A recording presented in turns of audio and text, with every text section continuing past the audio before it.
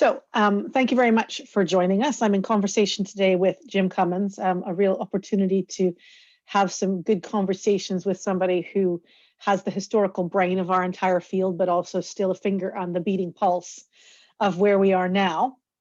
This particular interview will have multiple purposes, but really it's just to explore the scope of work that's been developed over quite some time. I won't say how many years, in the field of working with bilingual learners. And so my first question is, when you look at your academic profile in terms of the degrees you have, there doesn't seem to be any kind of natural progression towards working in a more linguistics related domain. So, your first degrees in psychology, your PhDs in educational psychology, and yet, the real impact you've had kind of academically and in terms of practice has been in the field of language and education. So I'm just wondering how you made that transition from being mainly in psychology to being more in kind of educational linguistics. Well, when you look at the field of language and education, you've got multiple disciplines that feed into that. You've got anthropology, you've got sociology, you've got linguistics, you've got psychology. And so it's when you look at the limitations of looking at language and education issues just through one disciplinary lens, they're fairly obvious. You can obviously get into depth in that disciplinary lens, but there's a lot of other things that are happening around. And I think some of the controversies in the field come from people looking through tunnel visions, like whether it's a sociolinguistic tunnel vision or new literacies tunnel vision, as opposed to more cognitive psychology tunnel vision. And as you mentioned, my background was in psychology. I did a degree in psychology at University College Dublin in the late 60s, early 70s, and then did a PhD in educational psychology at the University of Alberta. And so I started off as a psychologist. In some sense, I see myself as a recovering psychologist at this point, because when I got involved in issues related to bilingual education in the United States, it was obvious that there was more than, there were more questions and a need for more answers than just a psychological lens could provide. For example, there was a whole history of discrimination against various kinds of minoritized students that was ongoing. The big backlash in the United States in the late 70s and 1980s against bilingual education was obviously coming from kind of historical, sociological issues rooted in racism and discrimination, which again, psychology can provide some perspectives on in terms of individual attitudes or in the role of the individual in that. But when you look at the societal process, you've got to look at through a sociological lens.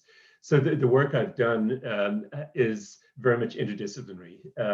Obviously, psychology is one lens that I was socialized into, but I've also tried to look at the issues from a more sociological lens, where issues of power relations are operating both in the wider society, but also in the interactions between teachers and students in schools. That's a process of negotiating identities, and those identities are influenced by what teachers are bringing into the classroom in terms of how they're socialized, what kind of teacher education programs they've had, what the perspectives built into them have been. But also linguistics is obviously involved when you're talking about language.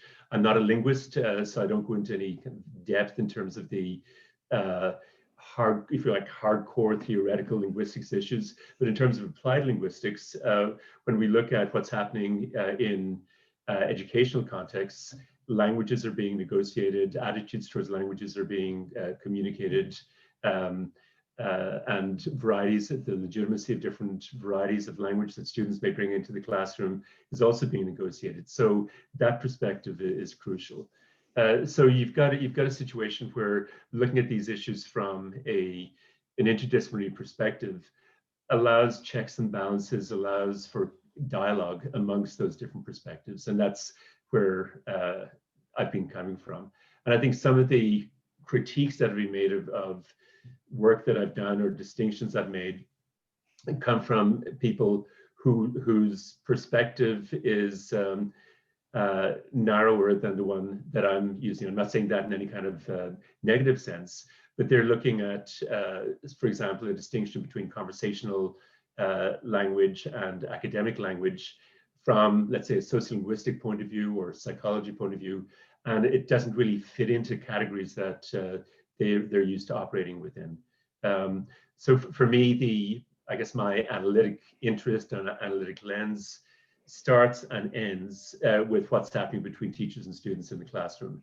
And then I try to work out from that, using whatever disciplinary perspectives and insights are available or relevant. I think that's really interesting, and it is true that definitely anything to do with language in education can't be confined to one particular field of study. And I find that I don't know if this is your experience, but I find that there's a lot of kind of misinterpretation or misapplication of research in educational settings because they're taking the research that was done somewhere else for somebody else in a different context, and they're not looking at, say, how their student body is different from that original context, or how the language status of the bilingual program is different from the language status of the bilingual program where the research was done. And it's that kind of sense of, if we only look at it through, say, the lens of developing a bilingual program in education, and we don't think about the sociological, sociolinguistic, political aspects, we end up with something that doesn't fit in the same way because we're missing pieces of the puzzle.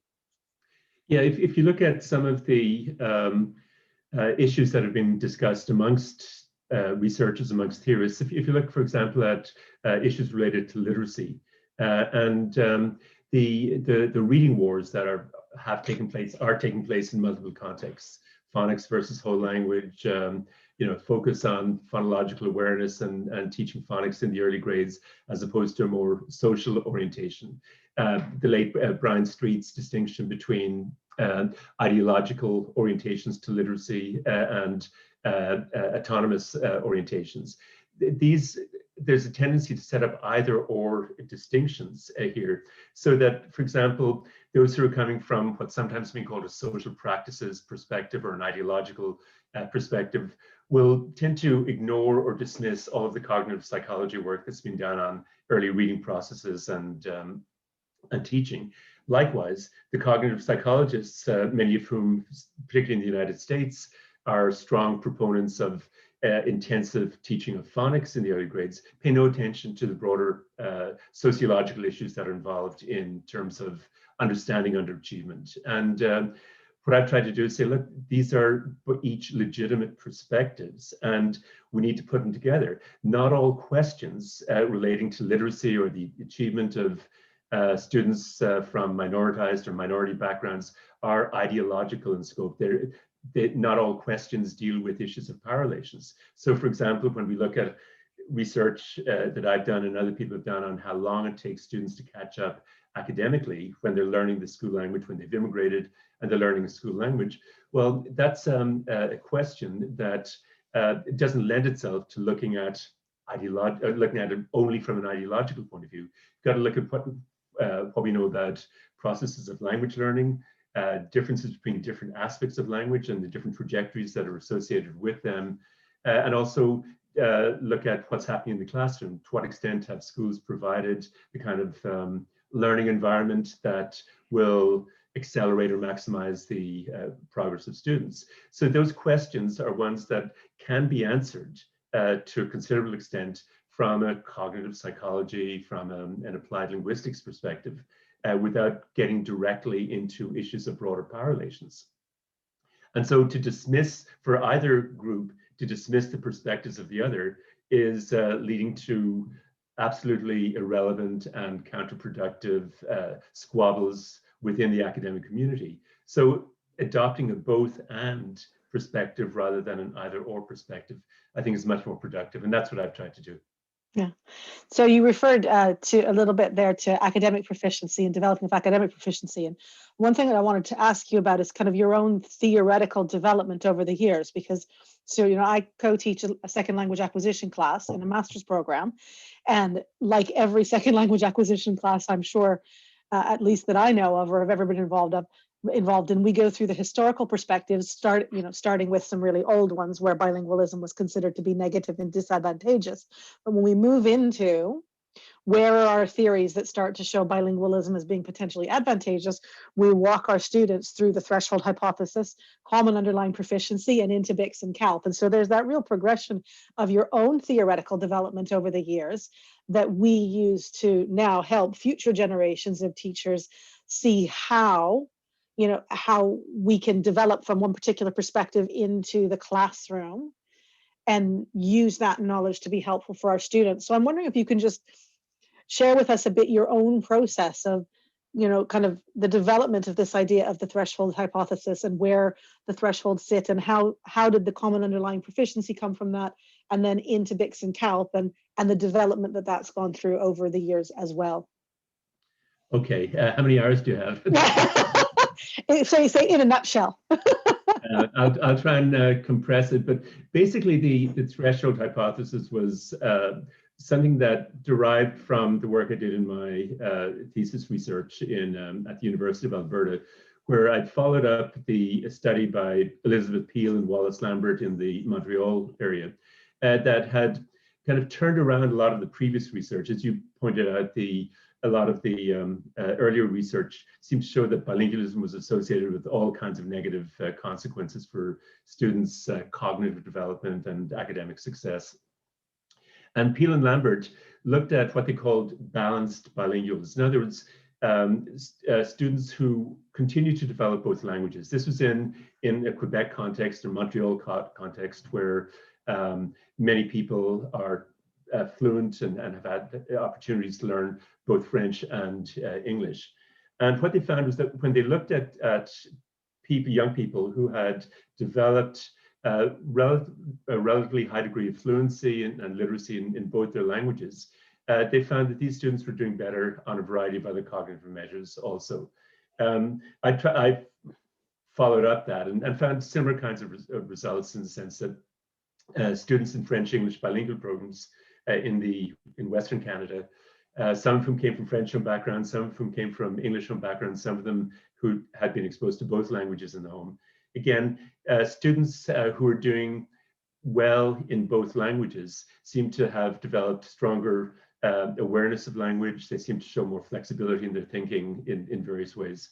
And then when I returned to Ireland after finishing my PhD and worked for 2 years in an educational research center in Dublin, and I had some time to think about these issues and try to figure out, okay, how do we really explain the fact that a number of recent studies, including my own, that have been carried out over the past decade, seem to show benefits for bilingual students, whereas the previous studies had shown potential negative consequences. And some of the results from the earlier studies could easily be explained by the naivete of the designs, for lower socioeconomic background students were being compared with middle-class monolingual students.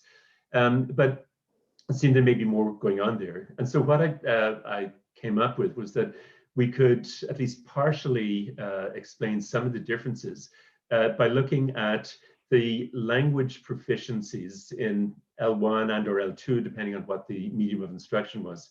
The language proficiencies that bilinguals developed could be seen as intervening variables or mediating variables that determined the extent to which they were able to follow instruction, benefit from instruction.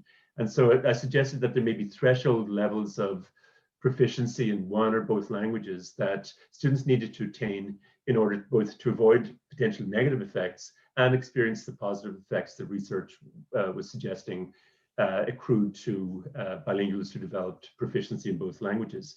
And the lower threshold was in a way kind of obvious. Basically what it's saying is that if students don't learn the language of instruction or don't continue to catch up, and they're going to fall further and further behind, because as they go up to grade levels, the complexity of the concepts they're dealing with, complexity of the language that they're dealing with increases. And if they're not able to, if they're increasingly not able to understand that language, if it's going over their heads, they're going to fall further and further behind.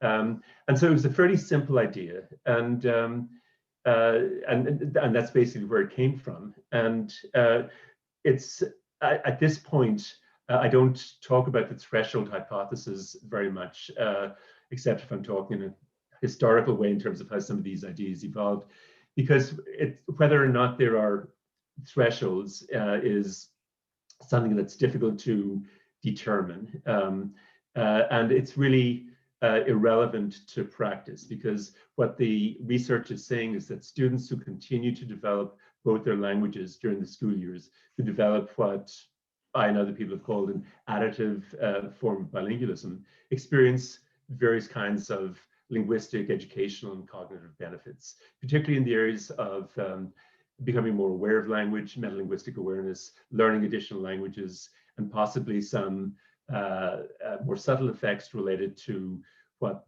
people like Ellen Bialystock and others have called executive control, ability to focus attention more on particular issues or phenomena and just block out distractions.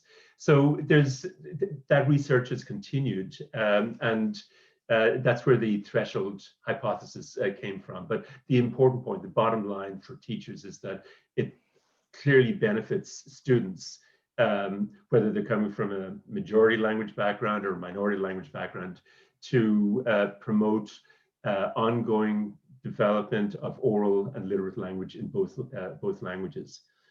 So where the distinction between conversational language and academic language came from, or what I called initially BICS and CALP, basic interpersonal communicative skills and cognitive academic language proficiency, that came directly from practice. That came from the opportunity I had after I went back to Canada and ended up back in Edmonton in Alberta for a couple of years.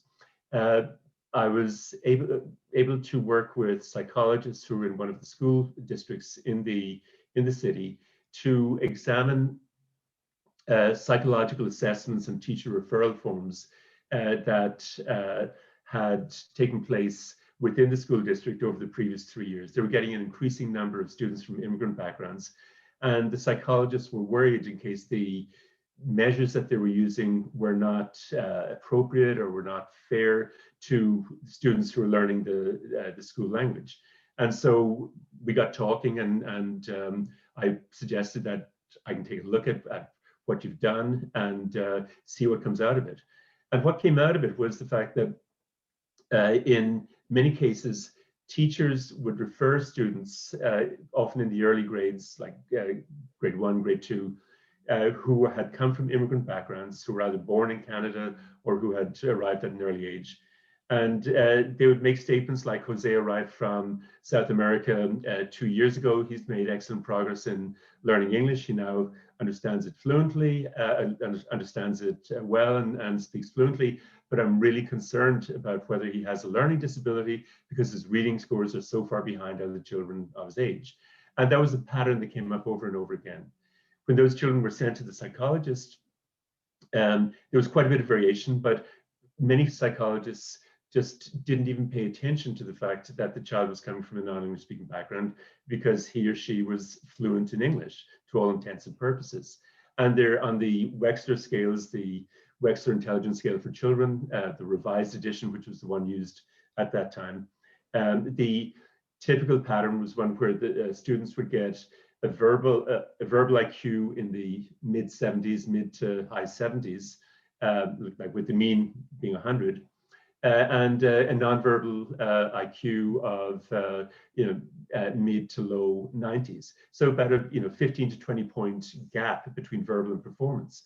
And many of the psychologists saw this as an indication of a learning disability. And so that the distinction, or the need to make a distinction between the kind of language that students use in everyday social contexts, where there's all kinds of clues to the meaning in terms of facial expressions, the immediate context, gestures, eye contact, etc., and the kind of language that's required to succeed in school, where we don't have those same kinds of clues, because a lot of what we're learning from is through text. We've got to learn how to read. We're looking at an increasingly complex, low frequency vocabulary. We're looking at discourse structures that students have to learn how to understand and use. That distinction came from that observation of what was practically happening within school systems, and also highlighted the dangers of assessment that didn't take account of that distinction. So, and then when I came to Toronto and started to work at the Ontario Institute for Studies in Education in late 1978, and I was able to reanalyze data from the Toronto board that showed when we looked at immigrant background students who were learning English as an additional language, we were looking at a trajectory of between 5 and 7 years for them to catch up to grade norms in terms of academic aspects of English. And so suddenly things fell into place. These students obviously were, from common observation and teachers' observation, were reasonably fluent in English within a year to 2 years. But a lot longer was required for them to catch up academically. And so that's where that distinction came from. And I think, I mean, personally, for, my own practice, working with schools and working with parents, that distinction of BICS and CALP has been probably the most important factor in communicating with parents and with schools effectively about how long it takes to learn a new language at school. And I do a lot of work with parents, and I do parent sessions, and I ask them, when you bring your child to school and they start in English, how long do you think it takes them to become fluent? And the range of answers I get is anywhere from 6 weeks to a year.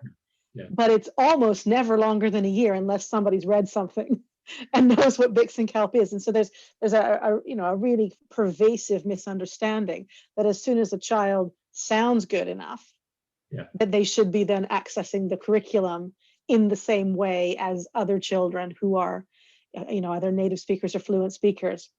So my next question then is about— Just before we go on, one important aspect in understanding what's happening here is that one of the reasons it takes longer for students to catch up in terms of academic aspects of language proficiency is that they're catching up to a moving target. Native speakers, let's say native speakers of English or any language, they come to school at age 4 or 5, fluent in their language. They've got what Noam Chomsky called competence in their language. And yet we spend another 12 years expanding that competence that they bring. So every year, native speakers of the school language are expanding their vocabulary, they're expanding their reading skills, they're learning how to write and write increasingly lengthy and more sophisticated texts. And so second language learners are tasked with running faster. They have to catch up to a moving target. So there's 2 reasons why we find these differences in trajectories between conversational and academic language. One is there are a lot of complexities in academic language that all students need to grasp and learn how to deal with. But secondly, all students are making progress in academic language. So in order to catch up within 5 years or 6 years, the second language learners have to run faster. And with appropriate teaching, they will. Yeah, and I think that the appropriate teaching part is also really important. If we just, drop them in and expect them to catch up, they've got more work to do. And so I think one of the things that, that schools and teachers need to be aware of is how long that window is, because that's the window in which they need to provide scaffolding and additional support and not just treat them as, majority language speakers. I know that there's been kind of a move away from such a clear distinction between BICS and CALP, which is, hard for me to deal with because I find it so useful in my work. But how would you describe it now if you were to be, sitting with a group of teachers and to want to explain to them the trajectory that language learner students have to go on before they can be expected to be performing at the same level as the group? Well, I think the basic distinction between conversational and academic language proficiency is very much the same, from my point of view, is very much the same as what I talked about 40 years ago. And I've changed the wording a little bit. I gave up using the acronyms for a while because people were interpreting them in all kinds of weird ways. But the acronyms are accurate as far as I'm concerned. So I use BICS and CALP and conversational and academic language skills interchangeably. But what people often don't understand, and where some of the criticism of this distinction has come from, is that they see this as a dichotomy. Okay, so that what I'm saying is that academic language is totally different than social language. There's no overlap. But hey, that can't be right, because there are some kids who use sophisticated long words in outside of school context, and obviously in school, a lot of the interaction takes place in everyday conversational, high frequency vocabulary language. And often what we're doing in school as teachers is translating academic language into conversational language. And so we'll take a concept like photosynthesis and explain this scientific concept in everyday language. So clearly there's overlap. So I've always described this as a conceptual distinction. There are differences in the frequency, the relative frequency with which certain kinds of discourse structures, certain kinds of syntactic or grammatical constructions, and particularly certain kinds of vocabulary are used in school contexts as opposed to everyday contexts. And so it's a distinction, but there's all kinds of overlap between them. And so, as you know, that distinction has been criticized consistently by particularly some sociolinguists or linguists as being problematic from a number of points of view. But they typically describe it as a dichotomy. So two totally different types of language. And that's not what I'm saying at all. It's saying that there is a distinction. And nobody, there's all kinds of evidence for that distinction and the difference in the relative frequency. And so the distinction says nothing about how one should teach different students. It says nothing about the language proficiencies of students coming from minority backgrounds. It's a distinction in terms of the kinds of language that we find in different contexts.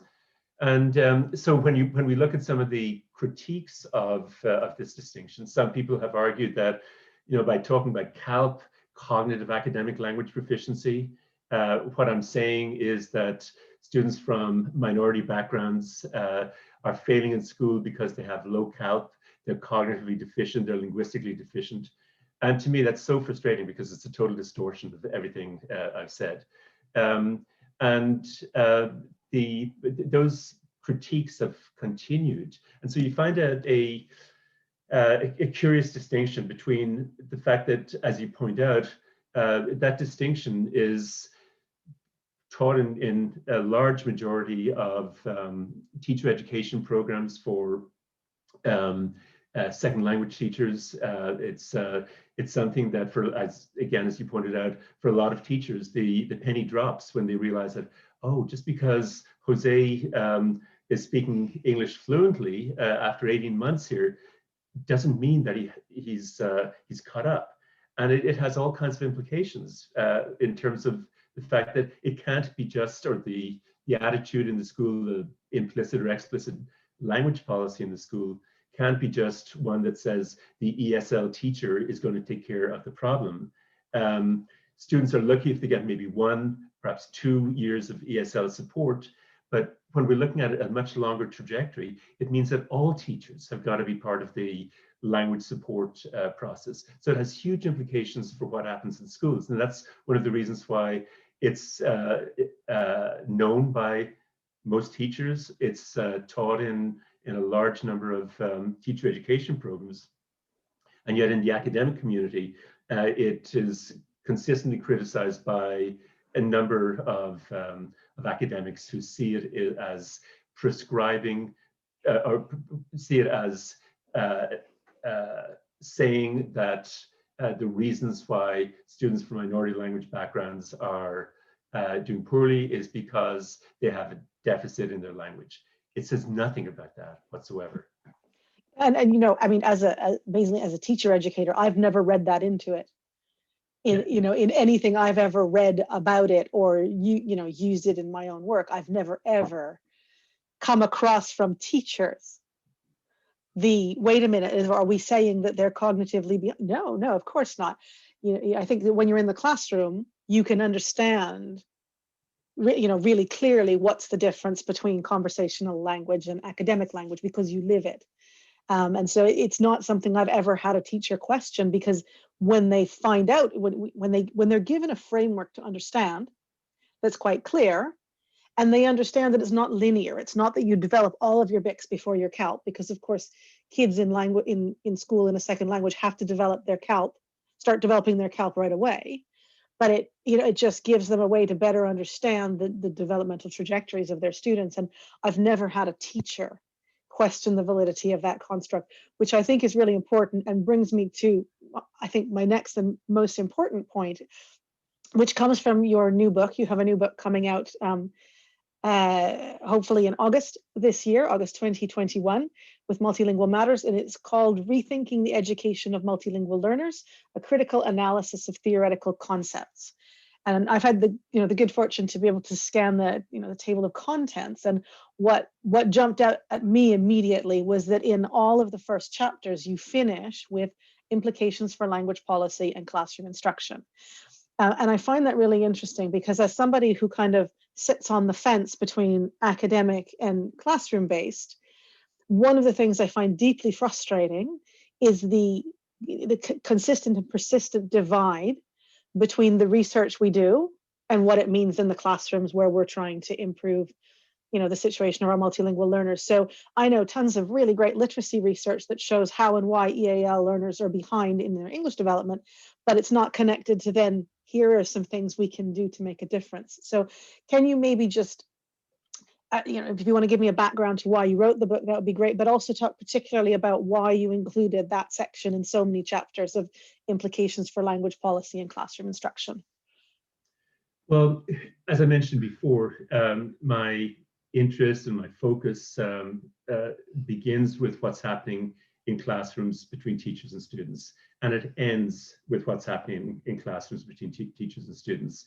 So I will look at what's happening in terms of perhaps attitudes of teachers, stereotypes that teachers might have of of students from particular backgrounds that they're bringing into the classroom, and how that affects the kind of interactions that they orchestrate with their students. Just to take an obvious example, if a teacher feels that students' home languages are an impediment to their learning of the school language, which teachers in some countries still do, then they're likely to prohibit students from using that language in the classroom. And so the message that students get when they come into the classroom or the school is that you leave your home language at the schoolhouse door, it doesn't belong here. So that's an identity message that's been communicated to students. It's also taking away the possibilities of students using their first language as a scaffold, as a stepping stone to learning the school language. And so it had that attitude which is into which teachers have been socialized through their teacher education programs in the past, has direct impact on what happens between teachers and students in the classrooms, and it has direct impact on the opportunities that students have to learn the language of instruction, to develop strong reading skills, and to develop a sense of academic confidence and competence. And so the theoretical ideas that I've tried to work with come from looking at what's happening in classrooms.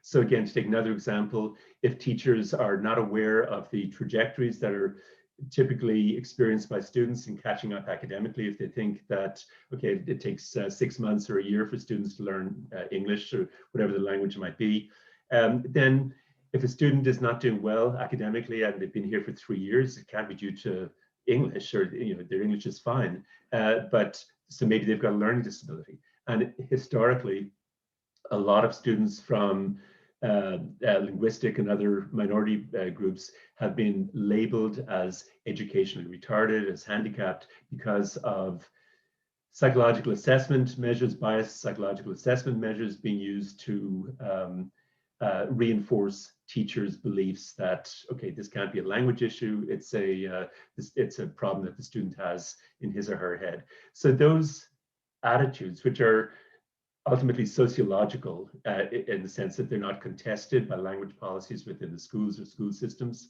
They're not contested in provincial or state language policies. They impact the lives of students. And so in analyzing some of the issues, for example, in looking at the fact that not only does the development of fluent and literate bilingualism or multilingualism benefit students' learning of the school language, it also benefits their awareness of how language works and acquisition of other languages.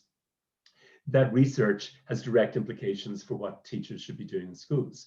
Same way, the fact that demonstrating that the level of literacy or academic proficiency that students develop in their first language is a strong predictor of how well they're going to do in the school language means that if we can encourage students to continue to develop their home languages, that's going to help them in terms of developing the school language. If we look at parents, where you've obviously done a huge amount of work, many parents think that if they continue to use their home language with their children, that's going to hurt them academically. So they switch into the school language, to English or French or whatever the school language might be, which often they're not fluent in. They lower the quality of communication in the home. They destroy any possibility that their children will develop knowledge of that language as well as the school language. And so all of these theoretical concepts, the common underlying proficiency notion, for example, the fact that there's interdependence or cross-fertilization across languages, that has direct implications for what teachers should be doing in the classroom. And so the reason I include a section like implications for language policy or classroom instruction at the end of most chapters is because that's where I'm coming from. You know, if something doesn't have implications for what's happening in the classrooms, it may be fascinating in its own right, but it's not what this book is about, and it's not where the work that I've been doing is about. And over the last 20 years or so, I've worked a lot with teachers, and a lot of what I've learned from teachers. And so I see teachers as knowledge generators who through their innovations in the classroom, have created a lot of the knowledge that we now have, and they've not only taken theoretical notions and research, they've generated those theoretical concepts, often in collaboration with researchers. And so positioning teachers not as just the recipients of research or the recipients of what people in universities say they should be doing, but as collaborators with researchers in terms of pushing back the boundaries of what we know and creating innovations that change the lives of their students, but also have implications beyond their own classrooms. That's where I'm coming from. And I think really what we need is a shift in what we consider evidence, because I think that there's a real kind of, there's a pendulum shift in educational research massively towards quantitative research. If you haven't got a randomized control trial to prove what you're saying, then you have no proof at all. And I think, what you see in classrooms and what I see in classrooms is we can see things working, and the teachers can see them working, and they have the evidence they need from their own kind of understanding of working with kids over years and years. And they can see that when I do this now with them, it works better than when I did something else with them. But that's not seen as valid in terms of, kind of proof or evidence of, classroom interventions being effective. Yeah, there's a whole chapter in the book on exactly this topic. How do we assess the legitimacy of theoretical claims to knowledge, or how do we assess the legitimacy of research? And the notion that quantitative research is somehow superior to qualitative research is total nonsense. There are some questions or some issues that lend themselves to quantitative work. There are others that do not. For example, if you look at issues related to negotiation of identity in classrooms, it's pretty hard to quantify identity. It's probably virtually impossible to do randomized control trials and something like that. And yet identity and how it develops in interaction with students' identity and how it develops an interaction with the kind of classroom environment they encounter and with the teachers they encounter is crucial to whether students are going to engage academically or withdraw academically. And anthropological research, sociological research has shown this repeatedly. There's some psychological research that's quantitative that is consistent with that. But a notion like identity, to think that you can have a questionnaire that's going to give you a coherent measurement of identity under all circumstances and under all sociolinguistic conditions is absurd. And so quantitative and qualitative research both contribute to knowledge. Qualitative research essentially creates phenomena, or it documents or identifies phenomena that require explanation. So that, for example, if we've got a theoretical proposition that says that students need to have intensive phonics teaching in order to learn to read appropriately. And then we look at research done by some researchers in the United States and elsewhere that shows in a bilingual program where students were taught to read in their stronger language. There were students from both English dominant and Spanish dominant backgrounds in these classrooms. They were bilingual classrooms, but they only were taught to read in one language. If what they observed was transfer of reading skills across languages. So students who were taught initially to read in Spanish started to read in English, and they automatically transferred and hypothesized, and through trial and error, figured out how to read in English. And we see this in French immersion programs also. And they started to write in English, and in collaboration with their friends who had learned to read in English first, they were collaborating. And so this documentation of this phenomenon refutes a proposition that says intensive phonics instruction is a prerequisite for learning to read, because a theoretical proposition has to be able to account for all of the credible phenomena. If there's something that is, if there's a phenomenon that has been documented, that's credible, that is inconsistent with a theoretical proposition, then that theoretical proposition has to be modified or revised to accommodate it. So qualitative research contributes to knowledge generation in two ways. It can identify phenomena that require explanation, and they can also refute theoretical propositions that have been made, because it only takes one credible phenomenon or documentation of a phenomenon to refute a proposition that can't account for it. So there's a lot of misunderstandings here, and policymakers who think that quantitative research is the only thing that matters are pretty naive, frankly. And I think sometimes the reluctance to do research in classrooms. I had a conversation once with a quite prominent second language acquisition researcher, it's not in the field of bilingual education, and he said, I won't do any of that research. Classrooms are messy. Like, well, and he meant, in a research context, you can't control for all the variables. And so it's just kind of, it's easier to do certain kinds of research in a bubble where we can control everything. And of course, anybody who's ever been in a classroom knows that there are always going to be variables you can't control. And there's a sense that the more variables you don't control for, the less valid the research is. So I think that those sections in your book are going to be really important for practitioners to be able to understand the background theory behind the things you're talking about, but then let's bring it into the classroom now and say, what does that mean? And so that brings me to my final question, which is, it's a big one, but again, nutshell if you want. What do you think is the biggest challenge facing teachers right now in terms of supporting their multilingual learners in the current context? I don't mean current, I mean current context of languages and sociopolitical and things like that. I think there's kind of a good news story, bad news story, bottle half full, bottle half empty reality right now, because on the one hand, social conflict, racism in society is as evident now as it has ever been. In countries like Canada, where we have a multicultural policy, we've push down a lot of racism under the surface, but it inevitably bubbles up in lots of ways. In places like the United States and many parts of Europe, the racism is right out in the open, and there's a huge intolerance in relation to migrant students, in relation to stigmatized minorities like Roma and others. And so that's the glass half empty.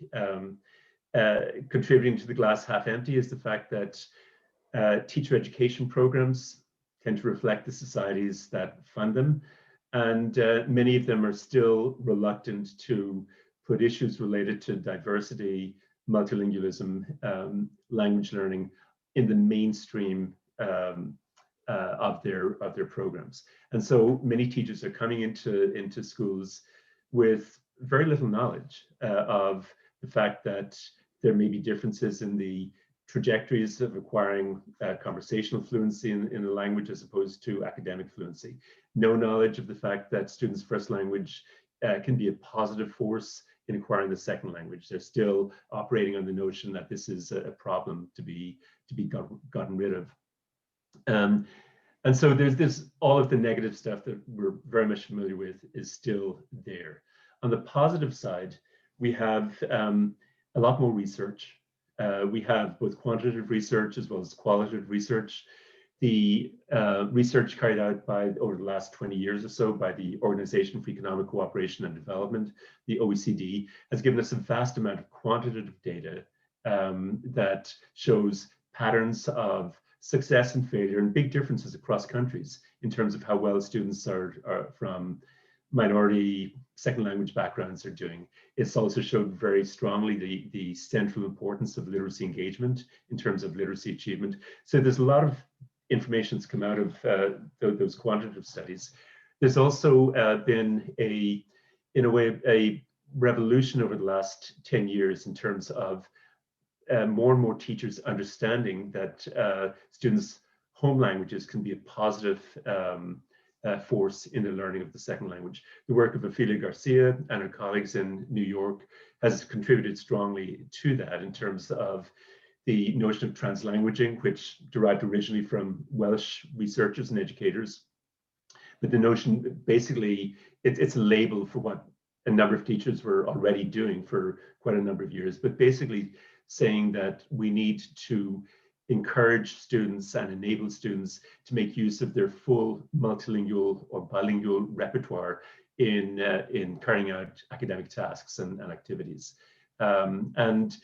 So there's been a lot of documentation that Ophelia and her colleagues have provided, and others have provided too. I've been involved in some of this research with teachers that shows just how powerful it can be when, in terms of their sense of identity, their sense of accomplishment, their sense of acceptance, as well as their cognitive and linguistic and academic development, when their first language is validated, when their culture is validated, when the curriculum gets connected to their lives. All of those kinds of orientations, instructional orientations, can dramatically increase students' engagement and success in school. And so that work is being talked about both in the academic world, but particularly in an increasing number of schools. For example, many of the international schools that you're very familiar with are quite familiar with issues related to translanguaging, and they're slowly, particularly teachers involved with multilingual learners and ESL teachers, are slowly beginning to look for ways to incorporate students' home languages into their instruction. So, and that's beginning to happen in public school systems in a number of countries also. So that's the glass half full. The reality is that it's a constant negotiation. There's constant resolution of issues by teachers in the classroom. And bottom line is that the vast majority of teachers, the vast majority of educators want to do right by their students. If their students don't succeed, they don't feel good. And so there's, I think, a thirst out there amongst the vast majority of teachers to find ways that can help students who traditionally have underachieved to do much better. And so that dialogue is happening. And I think the crucial thing that needs to happen for that to be pushed forward is to ensure that school leaders, principals, vice principals, administrators in school are aware of what the research is saying, and are in a position to provide leadership in relation to these issues. And because school language policy is critical. And if we develop policies that are not policies set in stone that go on in a binder on a shelf somewhere, but the policies that are dynamic and evolving and constantly in process and talked about by teachers.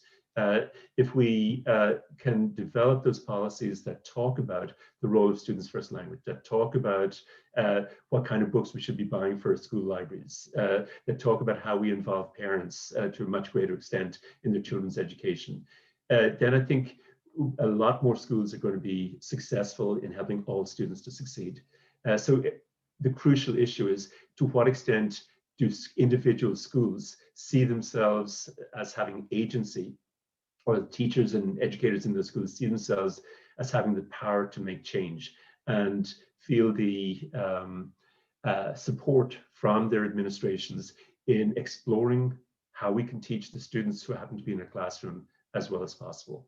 And sometimes it's difficult to do that because in places like the United States, for example, the schools have been in a straitjacket caused by high-stakes standardized tests, and that has limited the extent to which teachers can move in directions that make sense.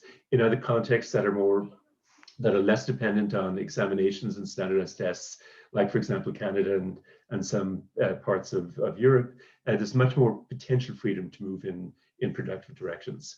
But it's still kind of in process. It's still in the balance. It's a glass half full, glass half empty issue. But teachers need to understand that when we teach multilingual learners, it's not just a matter of providing scaffolding, providing support for them to learn the language. We've got to address issues that derive from poverty, from low socioeconomic status, lack of access to print, for example, in students' homes and in libraries and in preschool environments that students may go to. And we need to address issues of racism in schools, issues that affect students and communities who've been marginalized. And that means connecting instruction to students' lives. Don't worry about what the curriculum says, at its surface structure. Go deeper and figure out, okay, what are the themes in this curriculum? And if I've got a classroom that has, let's say in the United States, a lot of students who are coming from Mexico and whose parents have come from that environment, whose native language is Spanish, and the curriculum says we need to talk about the American Revolution and what happened there. Like, that's not going to make a lot of sense to a lot of these kids. But if they were to go home and talk to their parents about, well, tell us about the Mexican Revolution. And if the teacher started by saying, like, why do revolutions happen? We've got, in the last couple of centuries, we've got revolutions in multiple countries. What happens? Well, one common theme is an issue of social justice, that many people in the society were not represented, were put down, and that causes dissent and revolution. So we get to the issue of justice, and students can relate to that. If my little brother gets a bigger slice of pie than I do, that's unjust. And so we've got an intuitive sense of that. And so going to the deep structure of curriculum, rather than just a surface structure, can enable us to connect instruction to students' lives in powerful ways. Validating the varieties of language that they bring to the classroom. Decolonizing instruction when we're talking about Indigenous or other marginalized groups that have been in a colonial or quasi-colonial relationship to the dominant group over centuries. All of these issues are just as important for teachers to be conscious of and to be talking about in their schools as just a narrow focus on teaching language in the abstract. Thank you. I mean, I completely agree with you, obviously, but I think it's good to see the bigger picture of both the positive and the things that we're still working on. But I think anecdotally, I've certainly seen a huge increase in awareness among schools and teachers that they need to learn more and do things differently. When I started working with schools kind of 12, 13 years ago, no school ever came to me and said, can you help us on the issue of home languages. There was just, can you help us English them more quickly? Yeah. And if I just tried to talk about, with leveraging to home languages and support, they'd be like, no, we just want to English them as quickly as possible. And now when schools come to me, it almost always includes, we're interested in translanguaging and we're interested in supporting our kids' home languages. And of course, that's in an international context. There's perhaps more awareness because of the kinds of clientele they serve and the status of the languages involved. But I think I am starting to see these pockets in state systems as well, where teachers are talking to each other and sharing things they're doing and realizing that actually there is a lot they can do in their classroom at a grassroots level before any other major changes, but that ultimately we do need that top-down leadership to embrace and kind of systematically make changes that work on both the linguistic and the social and and the academic aspect as well. So very much looking forward to your new book coming out. I think lots of us are. I thank you immensely for your time today. I've been lucky enough to have many conversations with you over the years, and I always feel like I learned something new. So that's a good thing. And I look forward to seeing you at events in the future. Me too. Okay, thank you.